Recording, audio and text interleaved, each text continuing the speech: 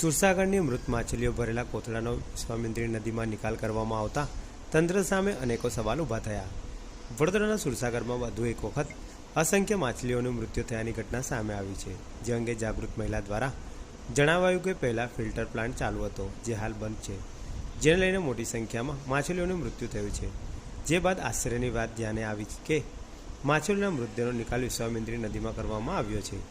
વડોદરાની મધ્યમાં આવેલા સુરસાગર તળાવમાં વખત મોટી સંખ્યામાં માછલીઓ મૃત હાલતમાં મળી આવી છે, જેને લઈને આસપાસમાં દુર્ગંધનું સામ્રાજ્ય ફેલાયું છે.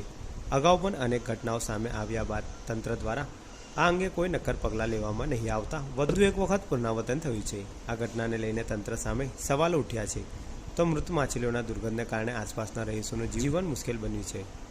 આ પ્રકારની ઘટનાઓ રોકવા માટે તંત્રએ સત્વરે પગલાં લેવા જોઈએ તેવી માંગ ઉઠવા પામી છે. આ ઘટના સામે આવતા જ તંત્ર એક્શનમાં આવ્યું હતું અને મૃત માછલીઓને એકત્ર કરીને કોથળામાં ભરવામાં આવી હતી. આ મૃત માછલીઓ ભરેલા કોથળાનો વિશ્વામિત્રી નદીમાં નિકાલ કરવામાં આવ્યો હતો, જેને લઈને તંત્ર સામે અનેક સવાલો ઉઠવા પામ્યા છે.